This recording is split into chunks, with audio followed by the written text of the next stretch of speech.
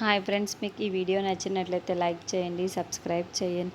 సూర్యప్రతాప్ దగ్గరికి పార్టీ పెద్దలందరూ కూడా వస్తారు. ఈ 3 నెలలు మిమ్మల్ని ఆపద్ధర్మ ముఖ్యమంత్రిగా ఎన్నుకోవాలని అనుకుంటున్నాము అని చెప్పేసరికి సూర్యప్రతాప్ షాకింగ్గా చూస్తూ ఉంటాడు. ఇక విరూపాక్షి చాలా సంతోషపడుతూ ఉంటుంది. వెంటనే రూపకి ఫోన్ చేసి, మీ నాన్నగారికి ఆపద్ధర్మ ముఖ్యమంత్రిగా ఎన్నుకోవాలని పార్టీ పెద్దలు ఇంటికి వచ్చారమ్మా అని చెప్పేసరికి రూపారాజు ఇద్దరు కూడా చాలా సంతోషపడుతూ ఉంటారు. ఇక విరూపాక్షి వీడియో కాల్లో మాట్లాడుతూ ఉంటే రూపారాజు వెనకాల రాఘవ కనిపిస్తూ ఉంటాడు.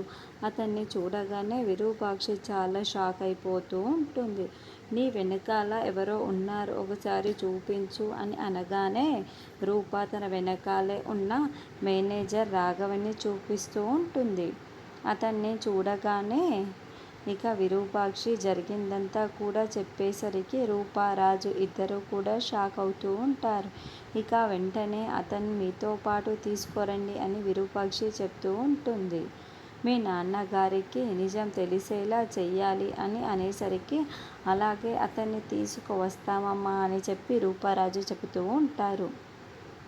ఇక ఈ విషయం రేణుక తెలుసుకొని వెంటనే విజయాంబికను ఫోన్ చేసి రాఘవ గుర్తున్నాడా అని విజయాంబికకి అడిగేసరికి విజయాంబిక చాలా షాక్ అయిపోతూ ఉంటుంది. ఇప్పుడు ఆ అకౌంటెంట్ రాఘవని రూపారాజు ఇంటికి తీసుకుని వస్తున్నారు అని రేణుక విజయాంబికకు చెప్పేసరికి విజయాంబిక చాలా షాక్లో ఉండిపోతూ ఉంటుంది.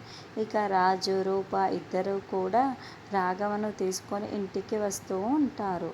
మరి సూర్యప్రతాప్ ముందు నిజం బయటపడనుందా లేదా నెక్స్ట్ చూద్దాం.